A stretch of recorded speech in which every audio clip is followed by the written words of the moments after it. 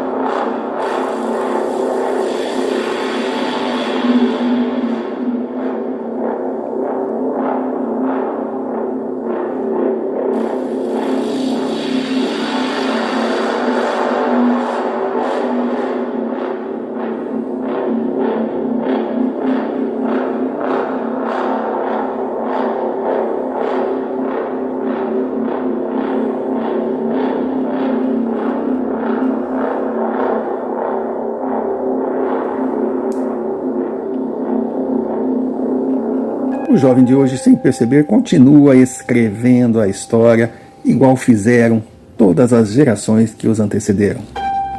E nessa continuidade de erros, acertos e aprendizados, a memória muitas vezes é preservada. Existem símbolos, existem mistérios, existem segredos guardados a 7 chaves.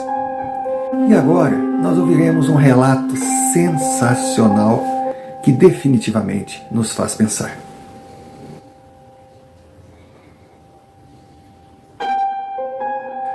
Senhor Romário, o meu nome é Paulo Ricardo. Eu vou dizer que eu moro na Amazônia. Não vou entrar em detalhes de localização. Primeiro, por respeitar o que determina o seu canal. E segundo e mais importante, que eu não tenho nenhum interesse de ser identificado devido à importância do que eu irei relatar agora. E saiba o senhor que eu não tinha nenhum interesse de tornar público o fato de eu ser o escolhido. A missão que eu recebi parece grande demais para o que eu possa suportar, mas por razões que o senhor talvez entenda no decorrer do relato, eu me sinto na obrigação de me curvar e aceitar o que o destino me legou. A história que eu vou contar, estou envolvido, mas ela não é minha. Apenas ela passará a ser. Pode parecer confuso, mas eu, dentro das minhas limitações, por não ser um homem culto, tentarei ser o mais claro possível. Então, Sr. Romário, primeiro eu quero apresentar para o senhor o Estácio.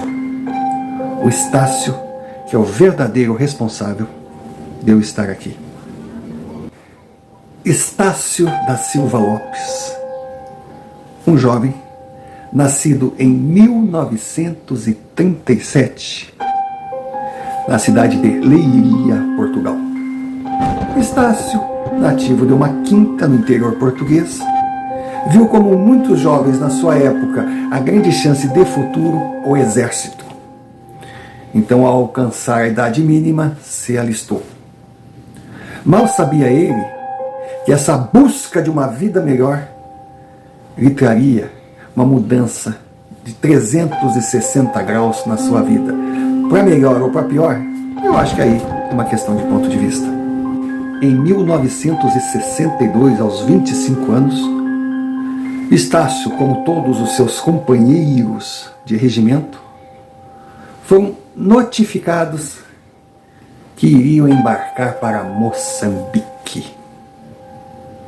Moçambique, para ele, era apenas um nome que aprendeu num banco de escola, uma colônia africana pertencente ao Império de Portugal.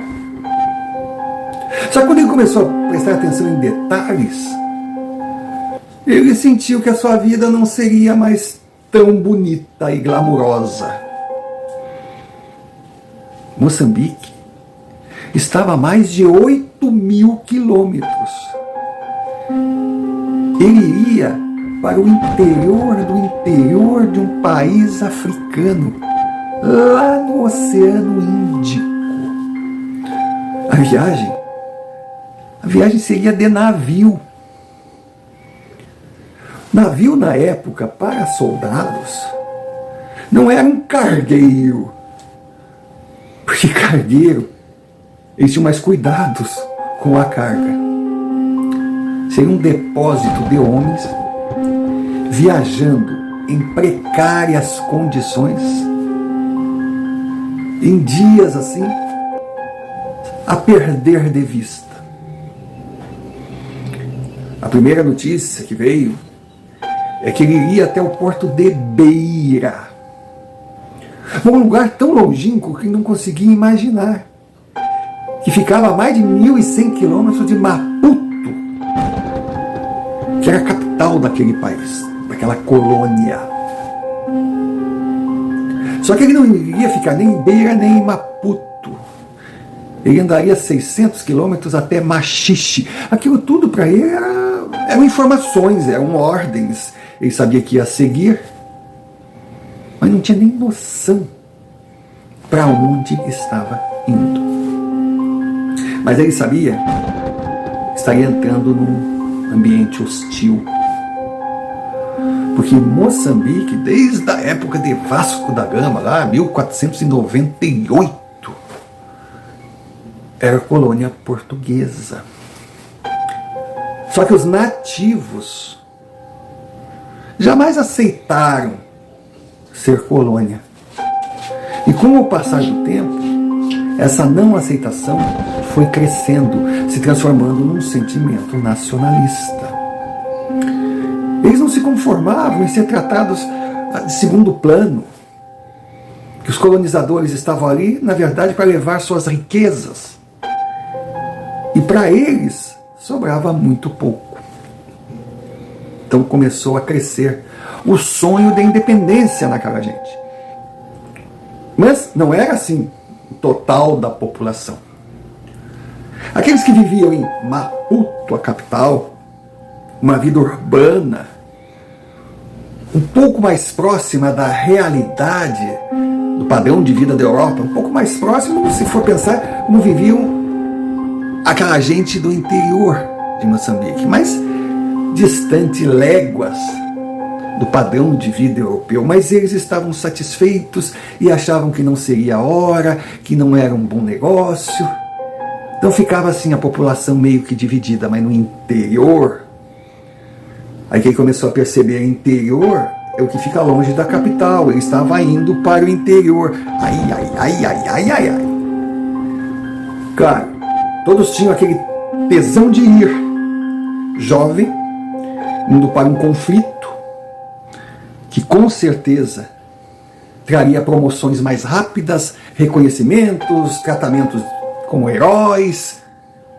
Sabe como é que é? Eles pensam que é que nem naquelas histórias que as balas do inimigo não acertam e com um tiro só ele derruba 30. Mas dentro daquela euforia, tinha o pé atrás. E se ele for alvejado? Se ele ficar ferido? Como ficaria naquele meio de mundo? Era uma situação.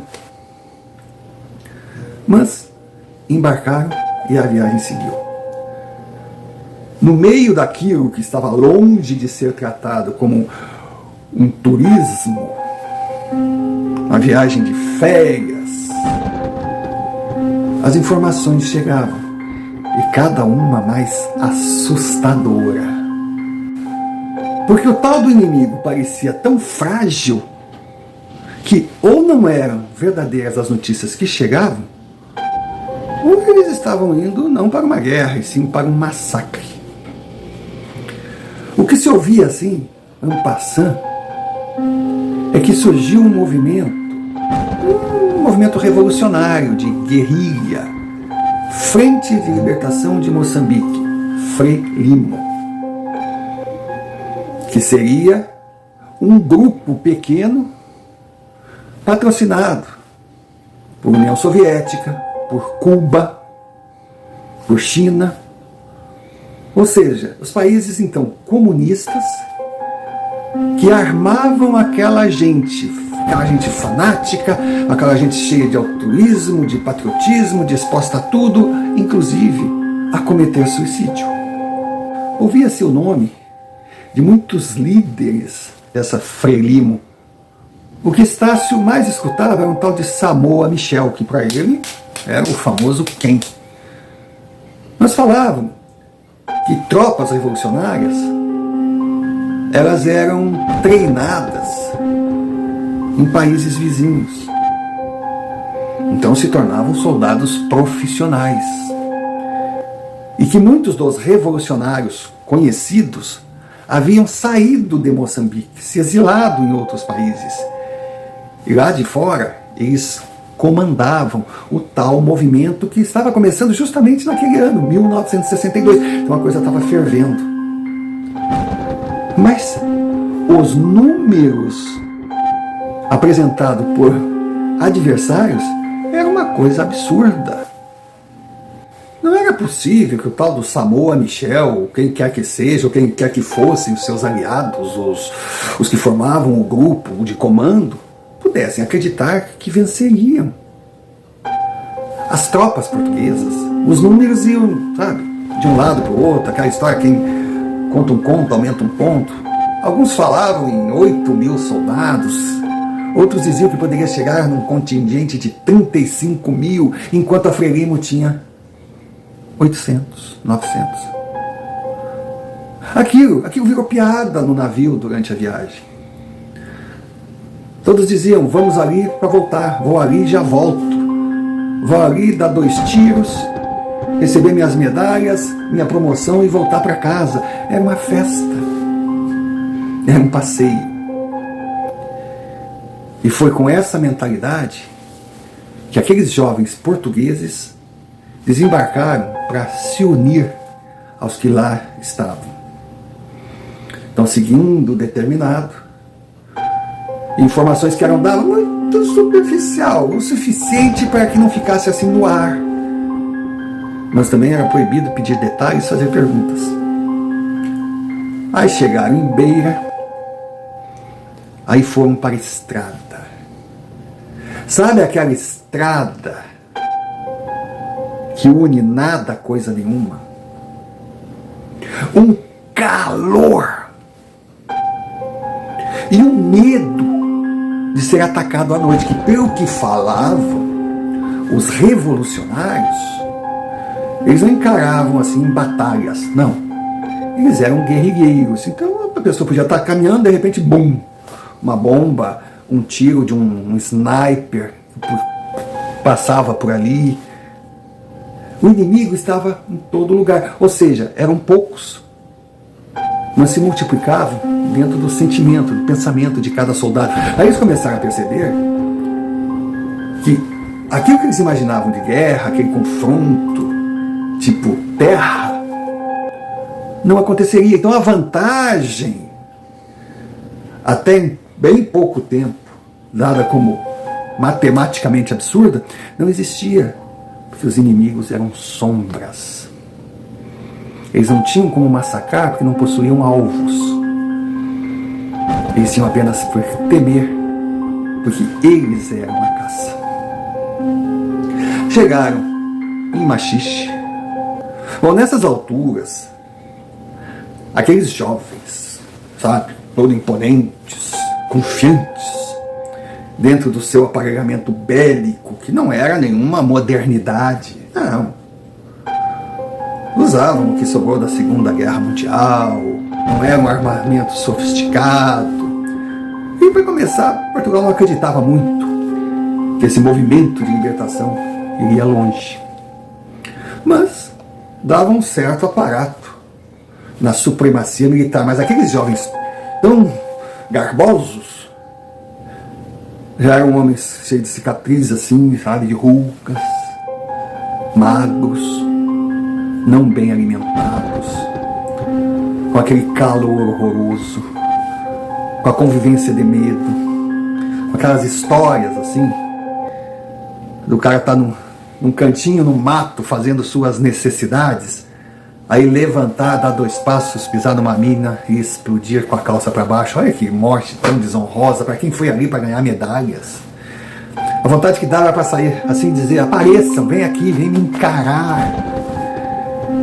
Mas não era dessa forma que a revolução acontecia. E o número de portugueses realmente era gigantesco. E não menor era o número de mortos ou mutilados. O tempo foi passando e as notícias davam conta que a Frelimo estava conseguindo alistar mais e mais defensores da libertação, que a propaganda da Frelimo incutia no povo, na forma que dava para ser incutida, porque na época as comunicações não eram como eram hoje, que valia a pena lutar pela liberdade, que Moçambique não poderia ser colônia, tinha que ser uma nação independente, que a independência traria as grandes vantagens, ninguém olharia mais para o nativo de cima para baixo. E o número de soldados da Frelimo oficialmente foi aceito como num crescente. 1.000, 1.800, ainda é uma discrepância, mas apesar de mortos e feridos, crescia. E cada vez mais organizados nos ataques pelas costas, à noite. Foram anos desesperadores. Aí Estácio me contou que eles acabaram num lugarejo, de tão pequeno que é, ele não quis identificar, mas que era no meio do nada, que para chegar ali na época, os nativos iam caminhando naquele sol. As construções onde eles moravam eram cabanas de pau a pique. Quando eles conseguiram cavar um poço, aquele poço era comunitário. Eles viviam da caça, da agricultura. Aquela agricultura, sabe, para que todos sobrevivessem. Eram comunidades pequenas, pacíficas, que nem o português falavam. Claro, eles moravam no meio do nada. E eram moçambicanos. E nessa de vai para lá, vem para cá, vai para lá, eles caíram naquele lugar. E aqueles nativos pareciam crianças maravilhadas, oferecendo felizes as suas cabanas, doentes, magros. E os contingentes que chegavam em regiões assim, eles viam que não tinham os revolucionários, que a Frelimo não tinha chegado ali. Então eles não tinham inimigos, muito pelo contrário, eles tinham gente carente para atender gente carente, essa que até então eles não prestavam atenção. E que devido a estratégias militares eles acabaram chegando lá e perceberam o quanto aquela gente era carente. Então as tropas que ali chegavam tinham médicos, tinham remédios, tinham condições de ajudar um pouco aquela gente. E esse era o trabalho. Era proteger a região, que normalmente eram regiões estratégicas, onde a Frelimo se deslocava. Então a presença do exército português ali era apenas de sentinela, mas eles tratavam bem os residentes. E logicamente que a Frente de Libertação sabia. Então era muito melhor às vezes desviar o caminho do que atacar aquele núcleo militar português que nada acrescentava no combate à Revolução, porque eles estavam ali com outra missão. Estácio ficou numa dessas vilas no meio do nada. 1966. 4 anos depois de desembarcar em Moçambique, lá estava ele. Transformado, ele era outro homem, já não era mais aquele jovem esperançoso, já tinha pego várias doenças, nunca enfrentou assim um inimigo no cara a cara, mas viu colegas morrerem por ataques repentinos, até de onde menos se esperava, de uma criança, de uma mulher. Ele tinha, claro, úlcera, tinha problemas cardíacos devido à tensão que vivia, aquela coisa de dormir com o olho aberto, outro fechado.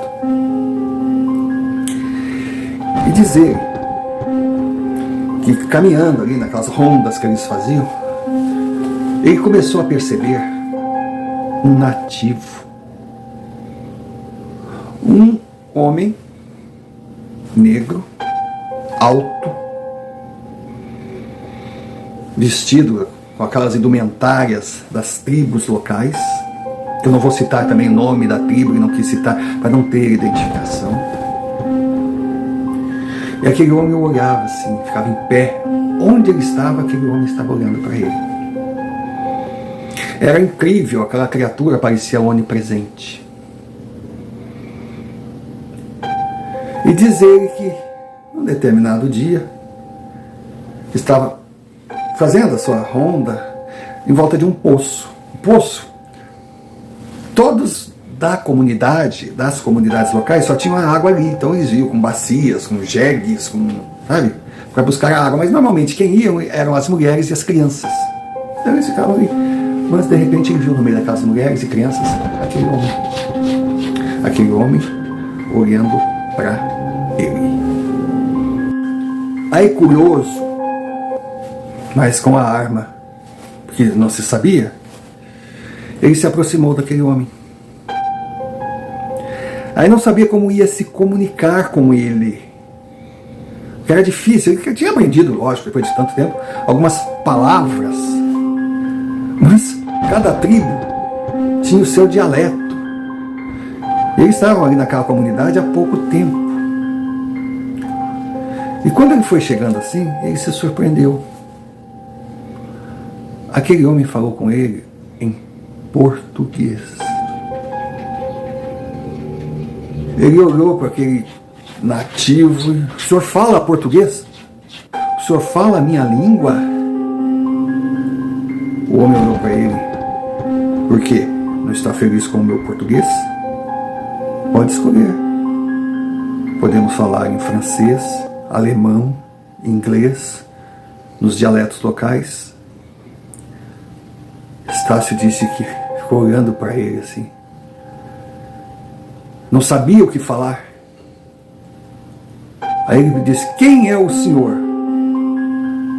O homem com toda a calma: alguém que está com muita sede. O senhor seria bem mais educado se me oferecesse o seu cantil ou me deixasse chegar até o poço.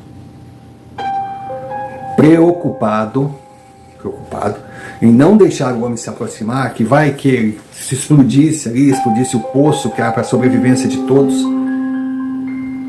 ele ofereceu água para aquele homem, achando assim que ele iria que nem um animal sedento. Não pegou, não tocou a boca no cantil, assim.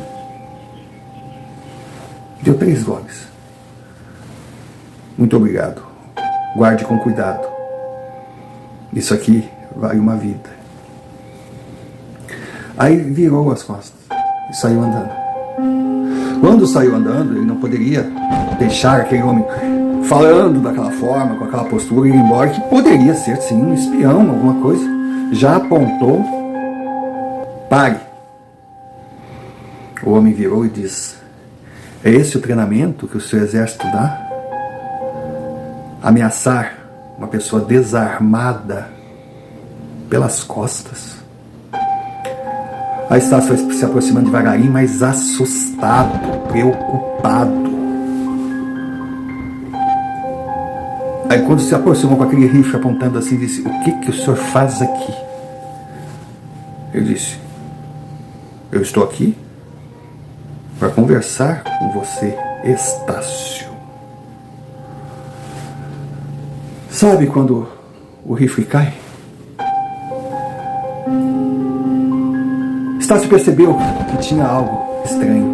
Ele se arrepiou todo. Como aquele homem sabia o nome dele? E foi a pergunta que ele fez. Aí o homem simplesmente disse: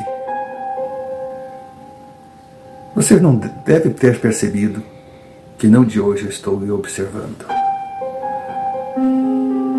Você, rapaz, foi o escolhido, igual eu fui há muitos anos atrás. Aí ele: escolhido para quê? O que está acontecendo aqui? Façamos o seguinte: você se acalme, você pense a respeito. Aí ele apontou assim, lá no final dessa mata, você verá um rochedo. Daqui a 2 dias, nessa mesma hora, a gente se encontra lá. Virou as costas e foi saindo. Foi saindo dizendo: eu espero que você até possa optar em não ir, mas que me deixe seguir. Não me acerte pelas costas. E saiu. Aqueles 2 dias pareciam séculos, não passavam. Os próprios colegas de Estácio percebiam que ele não estava bem, que ele estava diferente. Mas ele não queria falar a respeito.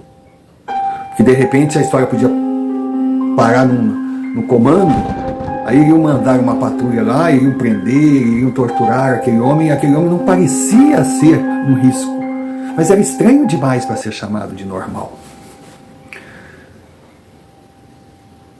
No dia combinado, na hora combinada, lá estava ele no rochedo, encostado, com o jaleco aberto, capacete do lado, assim, a que se foda, que vem um tiro na minha cabeça, estava muito calor. Cantil cheio, e levou até comida. Levou um pouco de ração.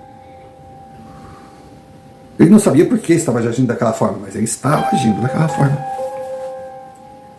Foi quando o homem chegou, o cumprimentou, conversaram algumas amenidades, ele deu água,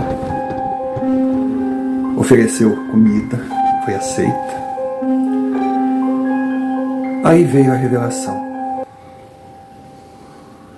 Estácio, o meu nome é Natan. Eu venho de muito longe. Eu não sou moçambicano. Eu não pertenço às tribos locais. Eu estudei. Eu fui jovem como você. Eu tinha muitos sonhos. Mas eu fui escolhido. E aceitei a missão. Só que agora está chegando a minha hora de partir desse plano. Então eu tenho que eleger um sucessor. E eles me indicaram você. A vontade era perguntar eles quem, mas não adiantaria. Ele não entenderia. O homem prosseguia e Estácio apenas escutava. Ele parecia estar hipnotizado por aquela criatura. Eu deixei uma vida glamurosa, luxuosa, que de onde eu venho eu não seria rei, mas frequentaria a corte. Mas eu escolhi esse local porque alguma força me dizia que seria aqui que eu poderia cumprir a minha missão. E hoje eu percebo que realmente é um local seguro, pois a guerra chegou e eu ainda estou aqui. Então, Estácio, você pode fazer a sua escolha. Você pode ir embora, seguir a sua vida, ou pode voltar daqui a 2 dias, porque eu estarei aqui te esperando. Eu peço apenas que não traia a nossa confiança e não entregue a minha localização,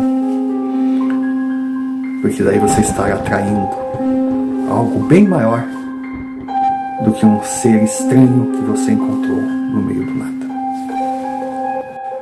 Estácio, enquanto esteve no local, ele cumpriu religiosamente o combinado. Ele ia se encontrar com aquele homem. Ouvia histórias maravilhosas. Ouvia sobre forças, sobre segredos. Tudo muito superficial. Porque ele só receberia a verdade quando estivesse pronto para ela. E depois de demonstrar ser merecedor dela. Alguns meses se passaram e veio a ordem.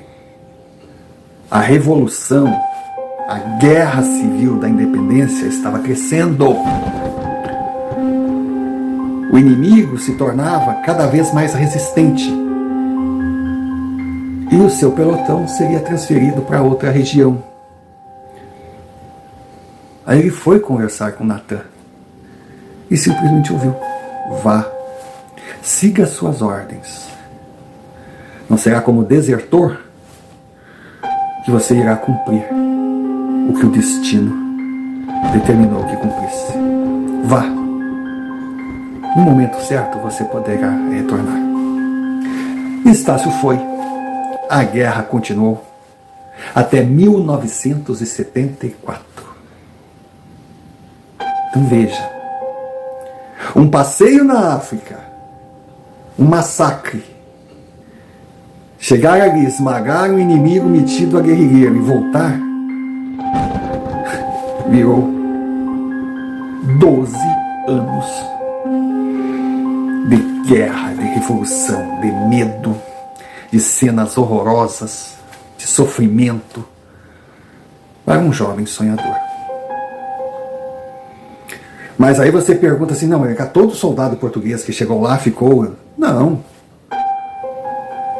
Chegava um determinado tempo, eles podiam pedir baixa, ir embora, já cumpriram o seu papel, era um rodízio. Mas Estácio resolveu ficar. Era impressionante. A vida que ele tinha antes de Moçambique não tinha mais sentido nenhum. Ele pensava no que estava por vir. Em 74 foi declarada paz. Não houve rendição, houve um acordo de paz. Em 75, Moçambique conquistou sua independência. Com a tão sonhada conquista da independência, Moçambique imaginava que viveria anos de glória, mas a verdade se mostrou outra. Os conflitos internos entre os moçambicanos, interesses diversos, trouxeram uma realidade inaceitável. E o país entrou numa guerra civil que durou anos. Em meio a esse conflito, Estácio voltou para Portugal. Ao chegar no seu país, descobriu que não era o herói que imaginava que seria. para dizer a verdade, muito pouco tinha a seu respeito. Inclusive a impressão que dava é que os seus registros eram de morto em combate. Tamanho foi o descaso. Em outra situação, seria uma decepção terrível, mas ele estava pouco ligando. Ficou o tempo necessário em Portugal, voltou a Moçambique em busca de Natan. Chegando lá, ele foi recebido de uma forma natural, como se o homem velho soubesse que ele estava chegando. Aí seguiu com o seu novo único amigo até chegar num recanto isolado que nem a guerra civil poderia alcançar. E ali estava uma gruta, uma pequena cabana, que tinha o seu próprio poço, tinha água, uma pequena roça para consumo, alguns animais, enfim. Natan tinha ali o suficiente, o básico, para sobreviver igual a um ermitão. E dentro daquela caverna, chegou então o dia que Estácio descobriu qual seria a sua missão. O interior da caverna era iluminado por uma luz natural que não se sabia de onde vinha. Era um local com, um clima gostoso, aquele calor, aquela poeira do lado externo, nada tinha a ver com o bem-estar que se sentia dentro daquela caverna. Inclusive ali tinha uma pequena construção de madeira onde Natan realmente vivia, passava as noites protegidos ou protegendo. Um local, inclusive, tinha um fogão, um local onde tinha uma cama que ele mesmo construiu ali. Enfim, um local isolado, um local de paz. E ali escondido, num local onde tinha uma pedra que cobria na parede, ele tirou aquela pedra, uma espécie de caixa, mas não era caixa. Não era de madeira, não era de ferro, não era de cobre, era um metal. Grosso, bonito, com símbolos, mas não muito pesado. Dali de dentro saíram manuscritos, estavam ali guardados em perfeitas condições. E Estácio ouviu falar pela primeira vez em Voynich. Segundo Natan, a Igreja Católica Romana, criada lá nos anos 1500, arrebanhou toda a fortuna e todo o conhecimento que estava em mãos de cristãos até então espalhados pelo mundo. Que o Vaticano, seu subsolo, é um gigantesco depósito de joias de valores inestimáveis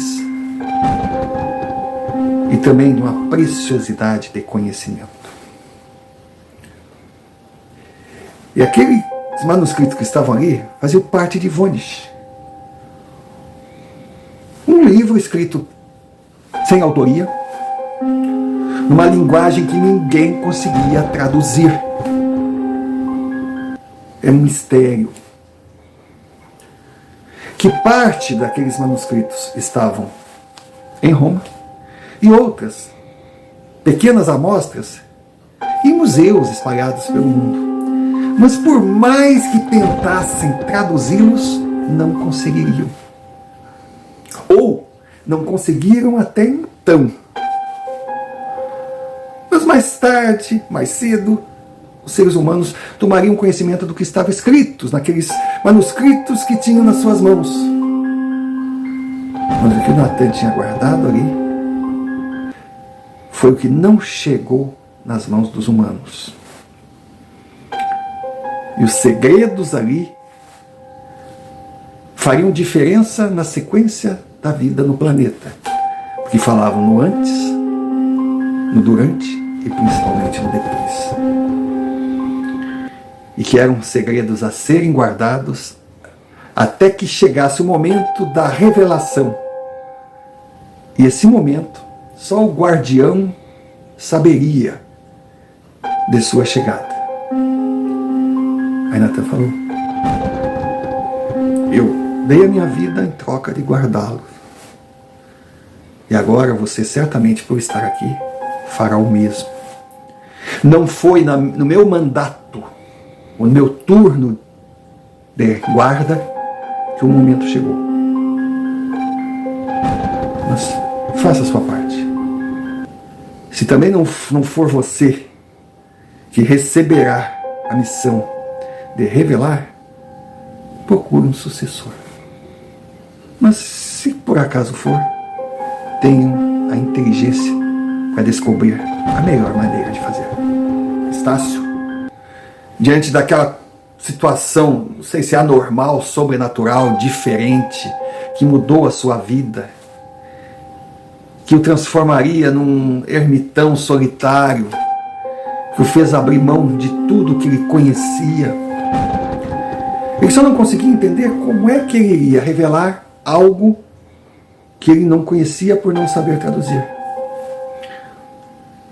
Foi quando Natan pediu para ele colocar a mão naquela caixa, ele colocou.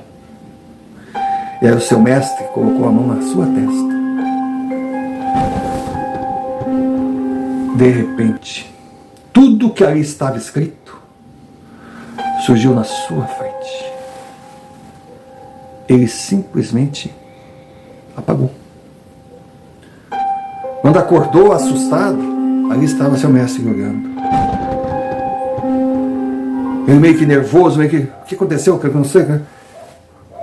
Não se preocupe. A sua reação é normal.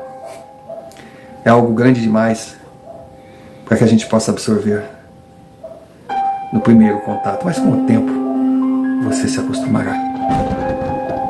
Natan levantou. Mas o que aconteceu? Rapaz, preocupe-se apenas em absorver o conhecimento recebido. Não perca tempo com detalhes secundários. Tenha muita sorte, tenha muita força, muita fé e muita sabedoria na condução do que hoje eu te passo. Pegou a caixa, entregou e disse: vá em paz. Aí está: tá, mas e o senhor? Eu? Não se preocupe comigo. Chegou a minha hora de descansar. Eu farei a minha passagem em paz. Porque eu já mereço um descanso. Principalmente considerando o tempo que eu permaneci nessa terra.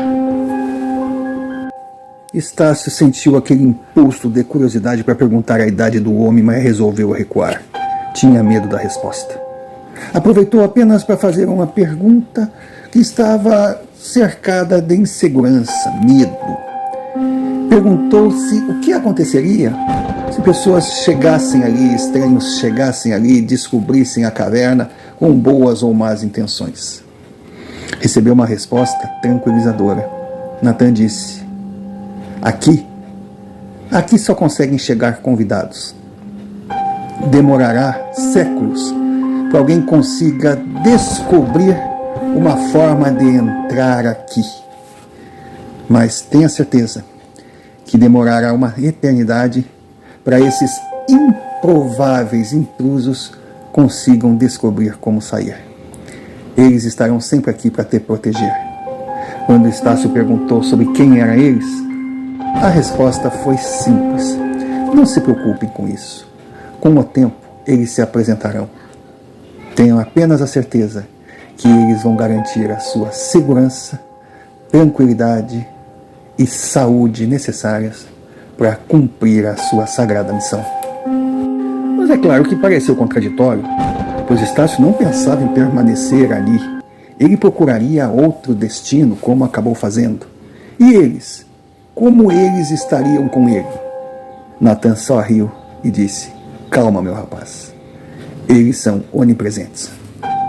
Junto com a encomenda, Estácio recebeu também uma certa quantidade em ouro, suficiente para ele poder comprar um palácio ou usar de forma inteligente para buscar um local seguro para si e para a relíquia que ele teria que guardar. Ele foi muito inteligente, astuto, discreto, utilizando todos os ensinamentos recebidos no exército em período de guerra. Conseguiu sair de Moçambique fugindo da Revolução e veio para o Brasil. Veio para a Amazônia. E aqui ele viveu a sua vida, cumprindo a sua missão. E eu, seu Romário, eu sou o seu escolhido. Eu, daqui por diante, irei dar continuidade à guarda dessa revelação que o mundo ainda não está preparado a receber, porque não foi no período de Estácio que a hora do revelar chegou.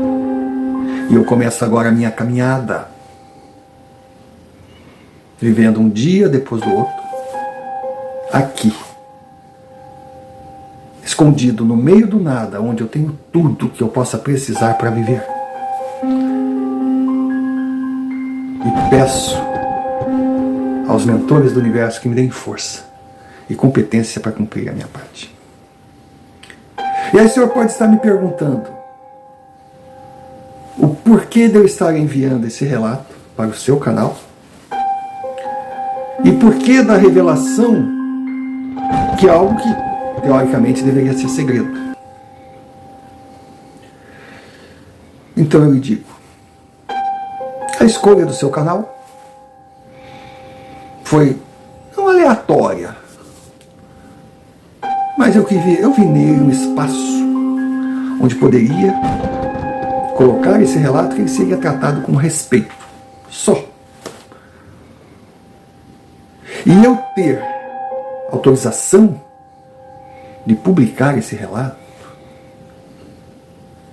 é porque, ao receber a missão, Estácio ouviu de Natan que quando chegasse a hora dele transferir o seu bastão, ele teria o direito de escolher uma revelação entre milhares que estavam ali, entregar ao seu sucessor que fosse divulgado. Então eu estou enviando esse relato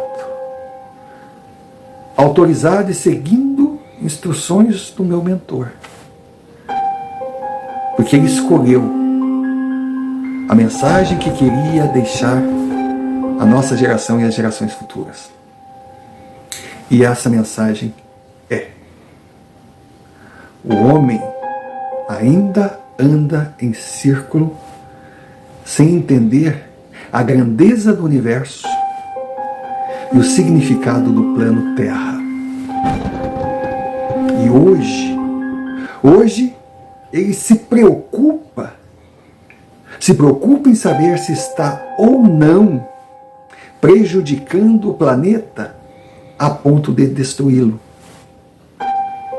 Mal sabe ele a ingenuidade que resume essa preocupação,